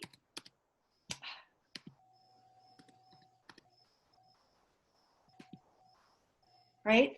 And then I got my answer. Woohoo, I did it. I unlocked the puzzle to get the code. So I had to hit submit to get the code. So if I hit submit, right, it would say, congratulations, here's your code, right? And I would, like, as the student, I would copy this, right, and paste it. If I go back to the escape room, now I have to find puzzle number 2 and do it and get all the way to the end. So the only added piece here really is using Google Forms and just linking the form to the slide or the and the thing about the Google Forms too is when you're doing it, in order to have sort of all that stuff work, is you can set like conditions on the thing. Like, so what that means is when you go in, like if I have this Google form, you know, we can say like, what is the answer, right? Or like, what is the code? Like that's the first question. So what you can do is validation, meaning like it's got to be a number or it's got to be text. You know, it's going to be a number. The number is, and like then you can have the exact number. You can have it be, you know, whatever the answer is. Like you can set up these different validating things that basically says, in order for this to be accepted, to then go to the next thing. So, right. And so when I went through with my kids, like I made sure they knew like numbers only, right? Don't worry. Like for this, I didn't want them to worry about like units or, you know, anything like that. So, and like I'm sorry, I'm also looking at the chat. Like keeping it organized was important. So if I go back to. So let me just, and I'll give you control in a quick second, but so the validation is important. Like when she had like the code for the next quiz, it's equal to whatever the code is, right? That's what lets them go on to the next section. What you can also do with these is you can do add sections. So when you add a section, it's basically like, what happens after this answer? Does it jump to the next section? Does it jump over a section? You know, so if you wanted to, and similar like that choose your own adventure of like the different directions, is you can use the validation to have answers be right, wrong, or take you in different places. And you could use these sections to have different blocks of questions that then result in different sort of paths and different answers or different results for the kids. Yeah, and so somebody asked me about organization, and it does take planning, but like if you just kind of sketch it out for yourself, it's much easier than you think it is. Like, ooh, wrong one, sorry. Can you guys see my screen or no? Not yet. Not yet, oh, sorry, hold on. Not yet. Here I go. All right. So, right, so like the first thing I did was I have a folder. If I go to here,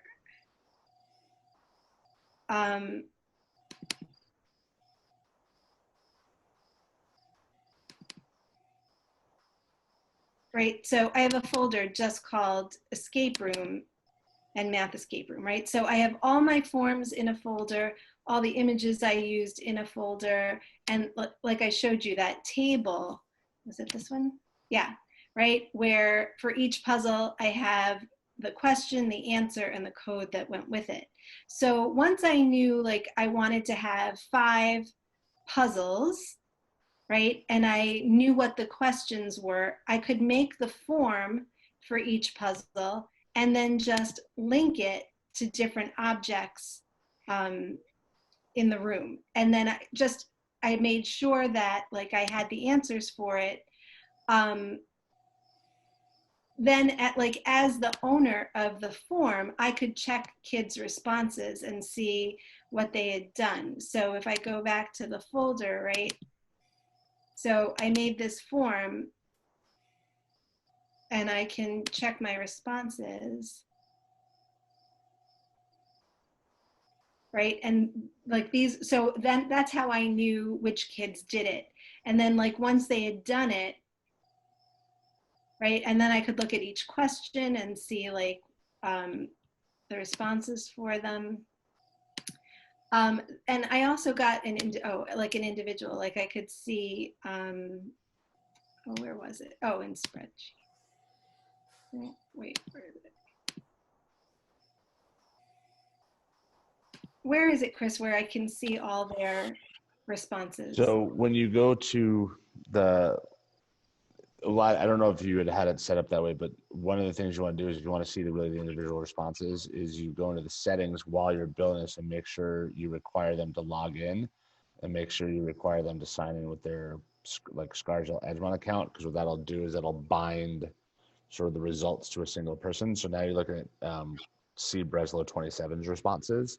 Right. And then so you can see then individual There was questions. somewhere, yeah, I saw it like as a bar graph. I just don't remember. That's summary. Summary is the there it is. Okay. Summary is your charts and your graphs. And this is good too, because then you can actually see like, are all the kids getting the same question wrong or things like that. So then you can kind of say, all right, maybe did I word the question wrong? Like, is it a poorly worded question? Or maybe like, oh wait, this is like a quick sort of impromptu assessment of like, maybe we didn't go into fractions as much as I thought we did or whatever it is.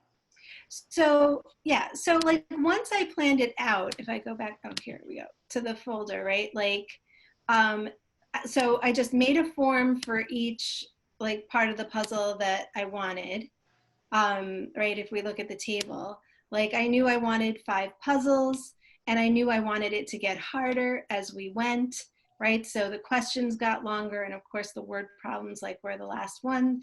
And then I knew what the codes were for each one. So that if a child like emailed me with a question or like a problem or whatever, like I could help out. Oh, I keep going on the wrong one. But then like when a child completed the puzzle, I would tweet out congratulations like to that kid. So like it kept them excited and involved and invested, but definitely keeping things like organized in folders and in a table was very helpful.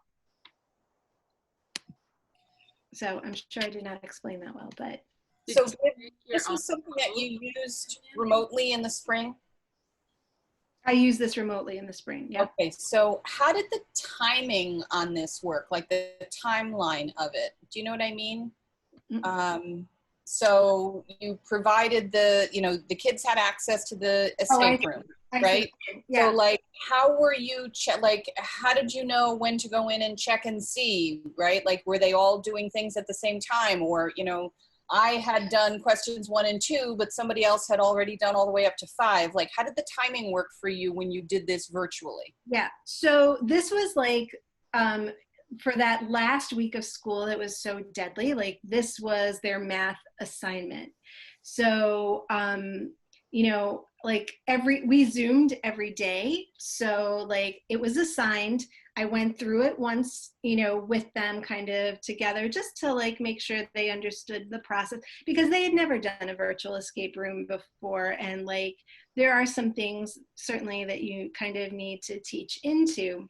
Had they ever done an escape room activity in the classroom with you? Or, I mean, some of them probably had done like a breakout something, but not the whole class. Right, yes, but not with me. Like I had never done one myself. So like talking through it with them like was important. And it was their assignment. And at like, it was kind of like it was independent and like individualized in the sense that like kids kind of like worked on their own. And if they were stumped, like they couldn't go further. Right. So I would say to them, come to the Zoom with your questions so we can talk about like how to get you to the next puzzle. So like my kids who were really strong in math, like were able to do it. And there were 5 puzzles, right? So it was like 1 a day if they want, like that's how it was assigned, right? But they could go faster if they wanted or not. And I would get a notification at the end when they had finished all of them. And I know that they had escaped, right? Or unlocked the room if they got to the end, because you can only get to the end if you get the right answers, right? So it was kind of self-correcting in that way too. And then like, once I had done that, like I'll show you again, right? If I go here, let's see. Right, so once they had completed it, I would like then tweet out, let's see, let's find the latest one.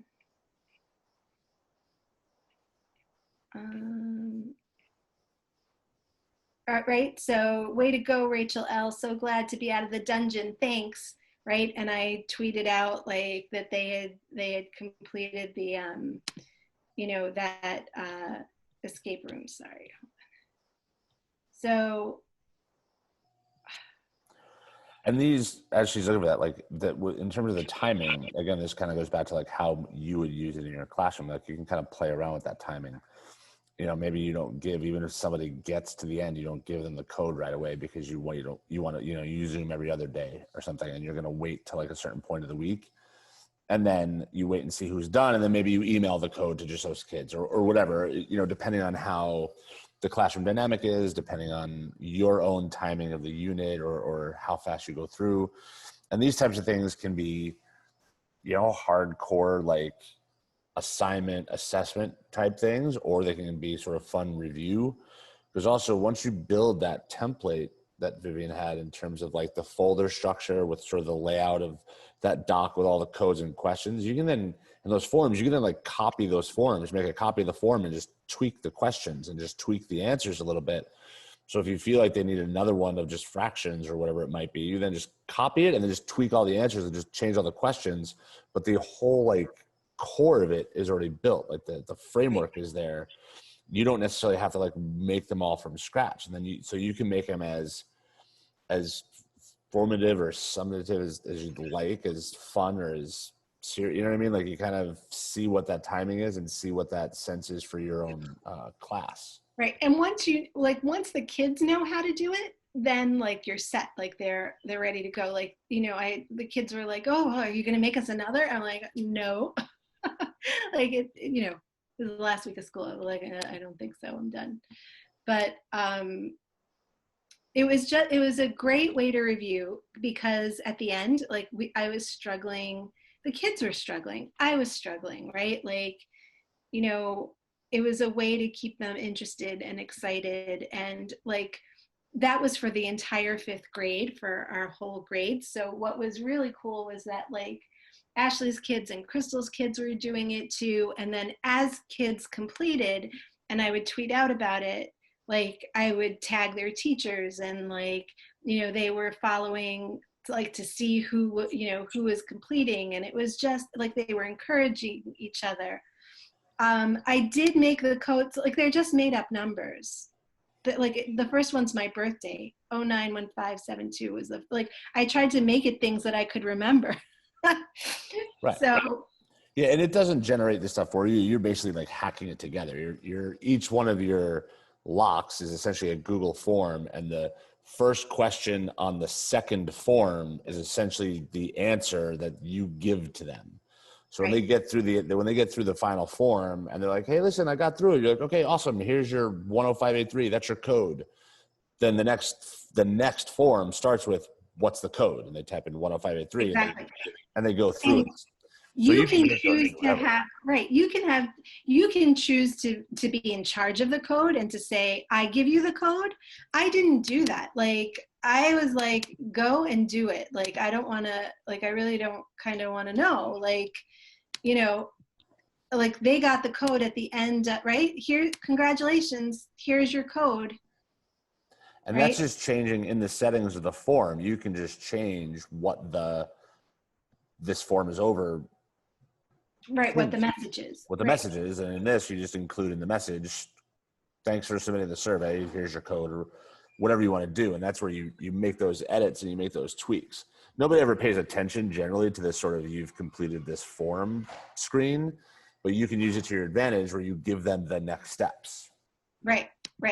And so, and for the next one, like they need it for number 2, because the first question is going to be, right, what's so like if we go back here, oh, wrong one. Yeah, the first question is going to be, what's the code from? Right, is this number 2? I can't remember where number that 2 has that. Right, see? Yeah. So here's puzzle, insert the code I just sent you for completing puzzle number 1.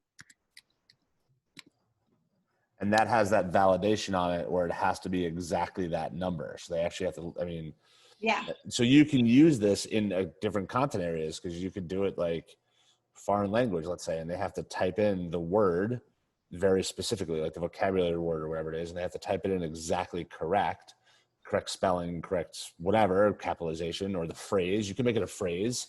So when you do that answer validation, it can say exactly is, and you have like the phrase. So it doesn't have to be a numerical code. You can customize it to whatever your content area is. And so, once they did that and they put in the code, now they could start, right? And it starts with like the creepy door, right? And then it starts with the questions, right? So, and it would be the same thing. Like they'd have to get all the way through to get the code for number 3 and so on. So I'll stop share because I know there are hands. Nicola, what's up? So I have 2 questions, which is specifically about making the question part on the Google Forms. So number 1, how do you edit that last, you said the end of survey comments, how do you do that? And then the other question was, how do you make it so that they have multiple times to submit the answer until they get it right? So Chris, like, just to keep an eye on things, it's 9:05. Do we want to start with that next week? I know people probably like have other. Yeah, I'm totally fine with withdrawing my question. No. I'm sorry. Like, I don't want to cut you off, but I just. No, totally good. Like, I can wait. we can start there next week if you want, Chris. What do you think? Yeah, and we can. What I can do is I will show you just real quickly where to find those things, and then we will end and sort of tell you what's next. But basically, when you're in a form, in the top right-hand corner, you have the gear where you can do things like collecting the responses, requiring sign-in, and stuff like that. And then you can then go through, and then there's also these like 3 little buttons where you have, like preferences and things like that, where you can play around in those sections. The break is this button right here where if you want to make sections, where like, if you answer it right, it jumps to a different section. And then just the response validation is like when you put something in like that, what is the code? It sort of recognizes automatically that there's response validation, and you could change this to be, text, contains, email address, URL, like whatever, however you want to set up that validation to be. And then, we'll pick this up and we'll do some more of this next week, next Monday, same bat time, same bat place, as they say. But basically between now and then, play around with, continue with the virtual classroom, but also try a choose your own adventure, even if it's only like 3 slides, but just sort of thinking about the layout and how you would mentally sort of structure that. Same thing with the escape room. It doesn't have to be as sort of visually polished as like Vivian's, where there's that whole like story thing. It's more about like build a couple of forms with a couple of questions, which like you think of each form as a lock. And then like Vivian showed you where she sort of had it organized with the folder was all the locks that had the forms in it. She also had that document that sort of outlined all the answers to each individual lock and all the codes. So she kind of kept track of it. So sort of started laying that out. Like she said, she like storyboarded it sort of ahead of time. Think about how you might do that. And even if you do like 3 simple forms with 2 questions each, but just so you can sort of start thinking about, okay, like if I want 10 locks, oh wait, I got to have 10 forms. You could play around also too with those sections in the sense that maybe you blend 2 into 1, where you have like, if you get these answers right, jump to the next section. But if you get that last question wrong, it doesn't. So you could also play around with those sections and that the answer validation as a way to like play around with the locking mechanism and how the structure is. And then next week we'll answer questions. We'll do a bunch of sharing and we'll tell you what's left. Cool. Everyone good? And I will post this to the blog whenever I can. Based on my super, super, super slow internet connection, it'll probably be at least a day or 2. Cool. Thank you guys. Have a good evening. We'll see you next Monday. Thanks everybody.